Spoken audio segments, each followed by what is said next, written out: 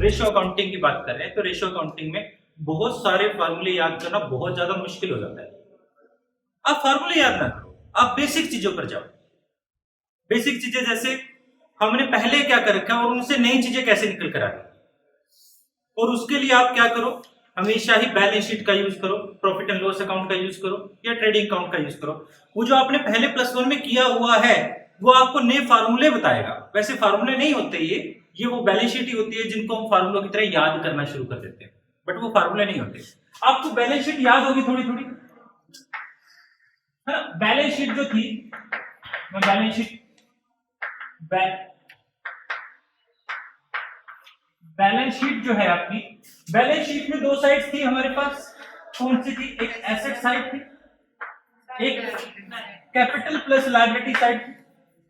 Capital को आजकल हम क्या बोल देते हैं? इक्विटी भी बोल देते हैं, इक्विटी भी बोल देते हैं। अच्छा, दोनों साइड का टोटल बराबर होता है, ये टोटल एसेट और टोटल लायबिलिटी बराबर होती है, ठीक है। अब टोटल लायबिलिटी प्लस कैपिटल कहूंगा मैं यहाँ पर, दोनों चीजें साइड बराबर होती है। टोटल एसेट में फिक्स एसेट और करंट एसेट होती है।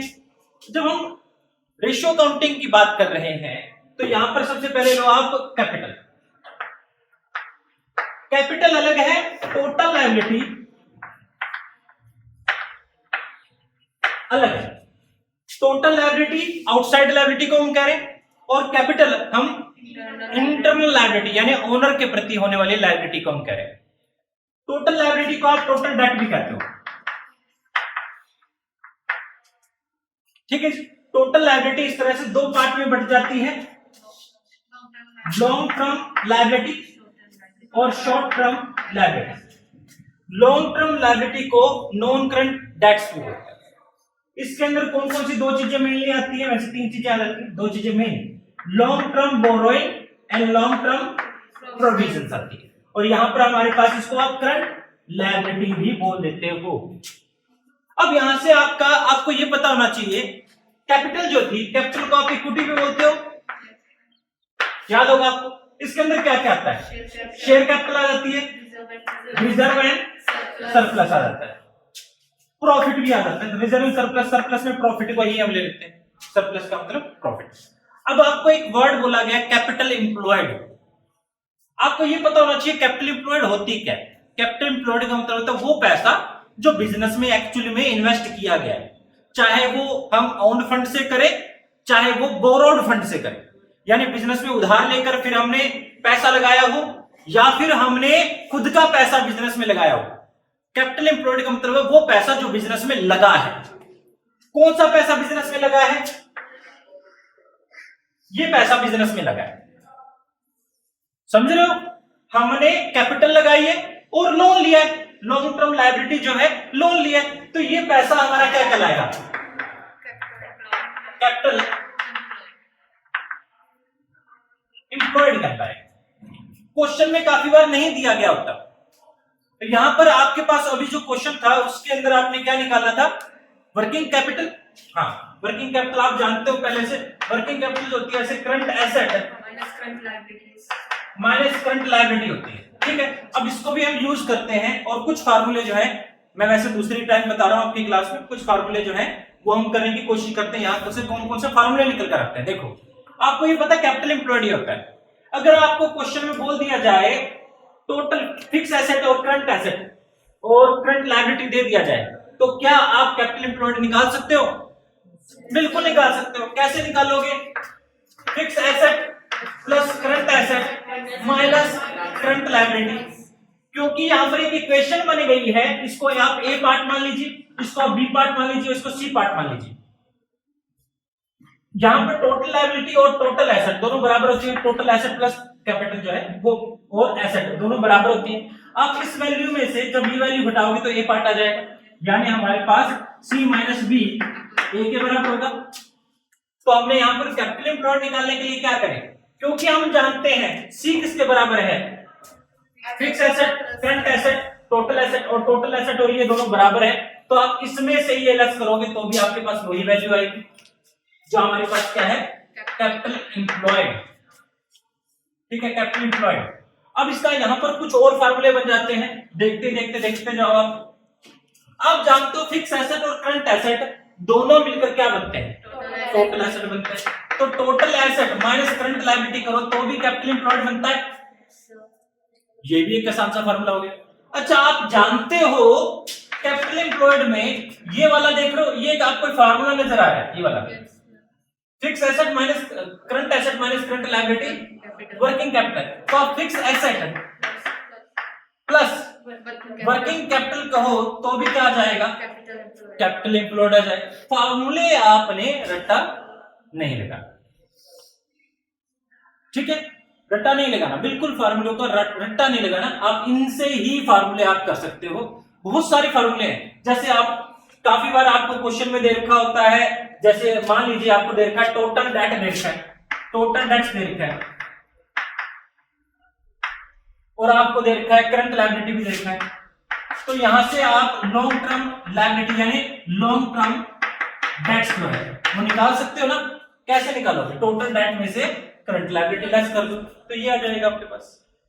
इस तरह से छोटे छोटे फार्मूले बनाए गए हैं, और कहां से बनाए गए हैं, इन्हीं से बनाए गए। आपने वो क्रैम नहीं करना, डोंट ट्राई टू क्रैम, क्योंकि कितने फार्मूले क्रैम कर पाओगे, आपने क्रैम नहीं करना। इसको अच्छे से याद करो, ये आपको पहले से याद है, सिर्फ थोड़ा सा ध्यान से आपको उसको यूज करने की जरूरत है।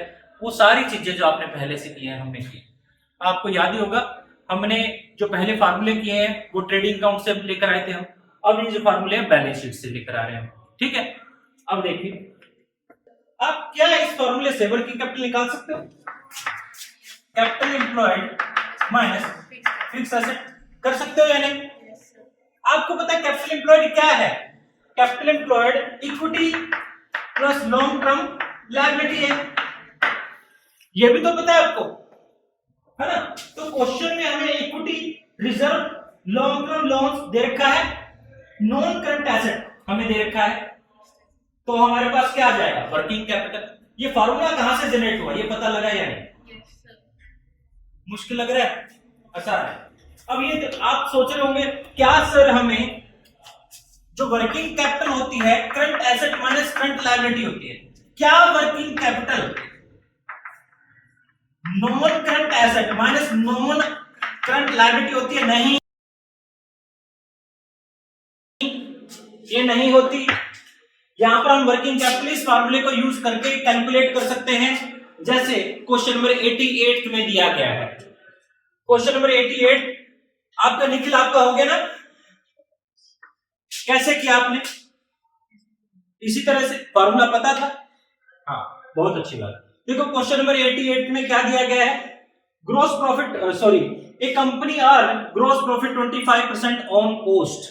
सबसे पहले ऑन कोस्ट दिया गया है, ठीक है।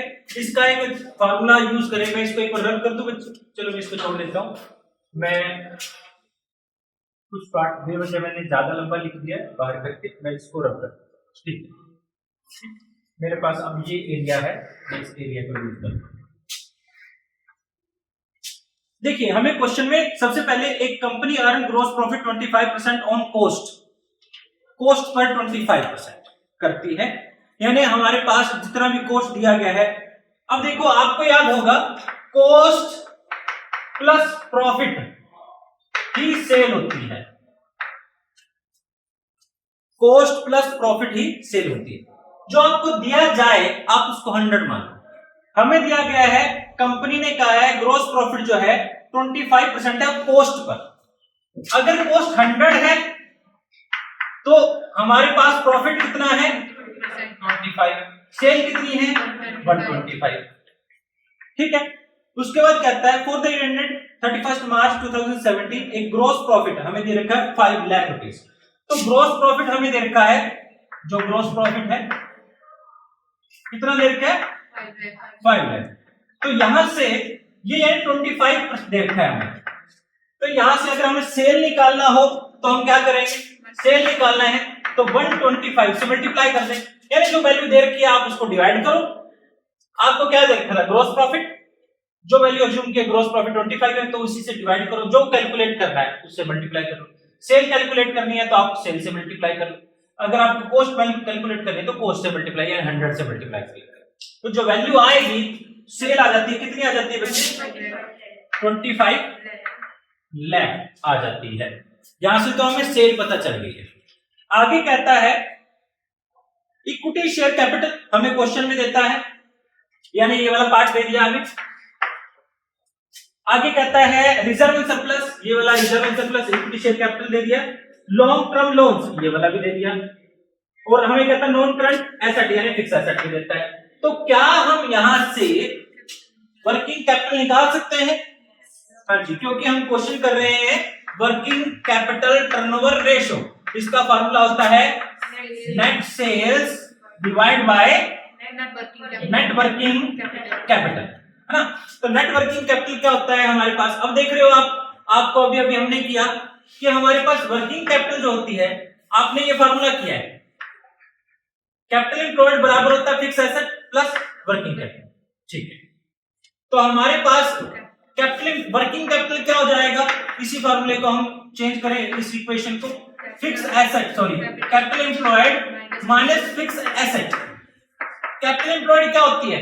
ये वाला पार्ट यानी कैपिटल, और ये वाला पार्ट हमारा कैपिटल एम्प्लॉयड है। तो इसको हम ऐड कर लेंगे। क्वेश्चन में हमें ये दिया गया है इक्विटी शेयर कैपिटल 10 लाख दिया गया है, तो ये भी कैपिटल एम्प्लॉयड का पार्ट है। और हमें क्वेश्चन में रिजर्व एंड सरप्लस दिया गया है, ये भी कैपिटल एम्प्लॉयड का पार्ट है। उसके बाद हमें ये दो चीजें देता है बेटा, ये दो चीजें कैपिटल एम्प्लॉयड, यानी कैपिटल एम्प्लॉयड हमें पता चल जाता है कितना है? 12 लाख। लॉन्ग टर्म लोन भी है सॉरी 3 लाख रुपए का लॉन्ग टर्म लोन भी है। तो टोटल हमारे पास 15 लाख क्या आ जाता है? कैपिटल एम्प्लॉयड आ जाता है। नॉन करंट एसेट दे रखा है हमें क्वेश्चन में, जो कितना है? 10 लाख रुपए है, यानी फिक्स एसेट में भी कह सकता हूं ये 10 लाख दिया गया है। तो यहां से कैलकुलेट करें तो 15 लाख माइनस 10 लाख, तो हमारे पास वर्किंग कैपिटल आ जाती है बच्चे, वर्किंग कैपिटल 5 लाख रुपए आ जाती है। इसको हमने यूज करना है यहां पर। तो हमारे पास working capital turnover ratio 25 lakh divide by 5 lakh हो जाती है, 5 टाइम्स हो जाएगा। इस तरह से हम कैलकुलेट करेंगे वर्किंग कैपिटल टर्नओवर रेशियो। आज हमारे पास जो नेक्स्ट रेशियो है वो है प्रॉफिटेबिलिटी रेशियो।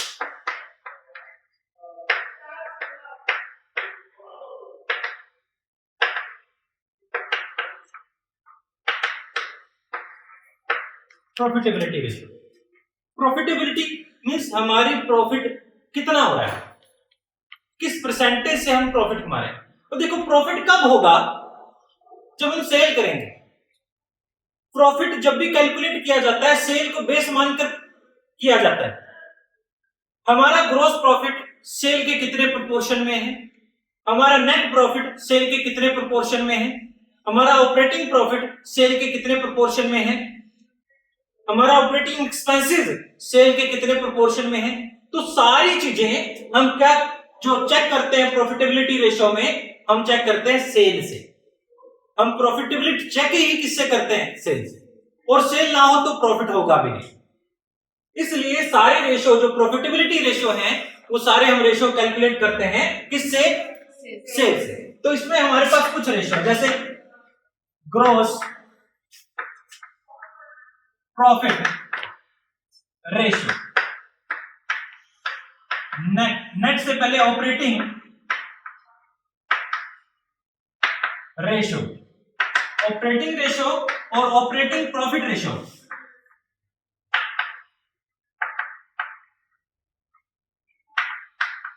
एक दूसरे से अलग है। जब हम ऑपरेटिंग रेशियो की बात कर रहे हैं तो हम सिर्फ खर्चों की बात कर रहे हैं, ऑपरेटिंग एक्सपेंसेस की बात कर रहे हैं। जब हम ऑपरेटिंग प्रॉफिट रेशियो की बात कर रहे हैं तो यहां पर ऑपरेटिंग प्रॉफिट की बात कर रहे हैं। ये दोनों एक दूसरे से अलग अलग है। उसके बाद हमारे पास फोर्थ रहेगा नेट प्रॉफिट रेशियो, और उसके बाद लास्ट में हम करेंगे रिटर्न ऑन इन्वेस्टमेंट।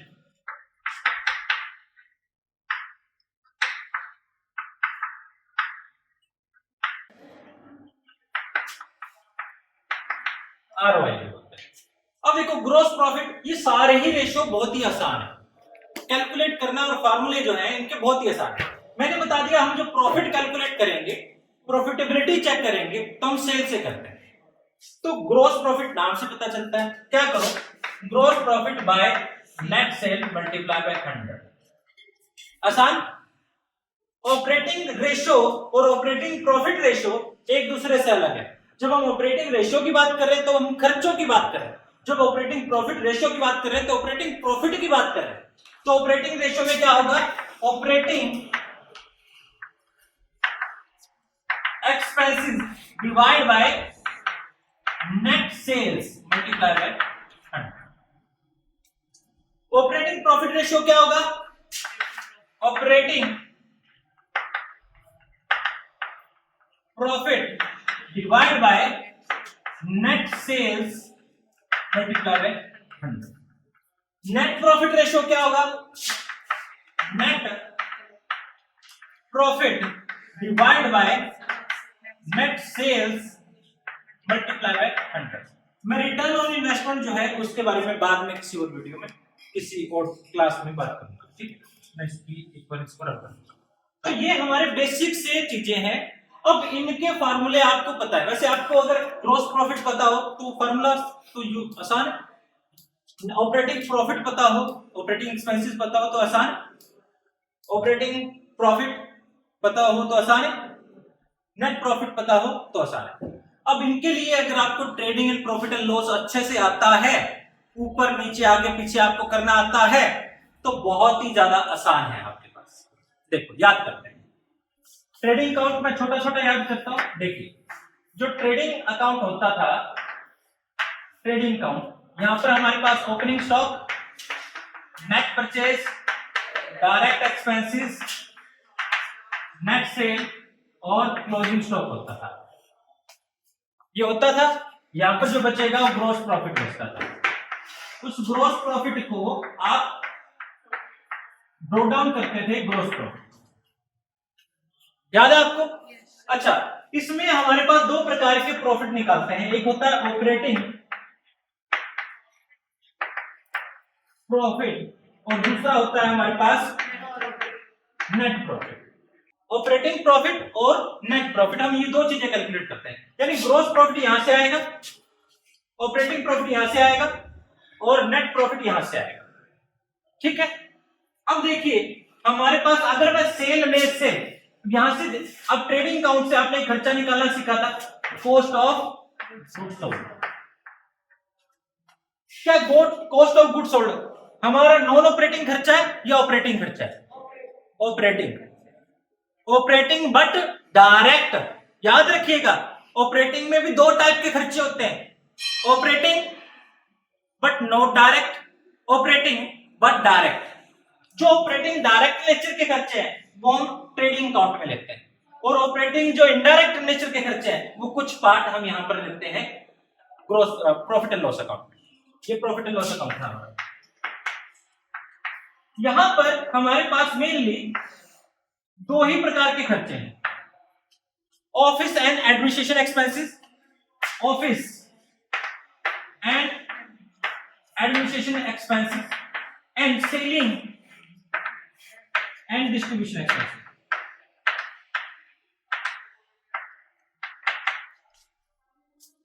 तो कहने का मतलब ऑपरेटिंग खर्चों में cost and goods sold, office and administration expenses और सेलिंग एंड डिस्ट्रीब्यूशन एक्सपेंसेस, ये तीनों ही खर्चे हमारे ऑपरेटिंग नेचर के खर्चे हैं। अगर आप सेल में से, नेट सेल में से ये तीनों ही खर्चे घटा दो तो डायरेक्ट क्या निकल कर आएगा?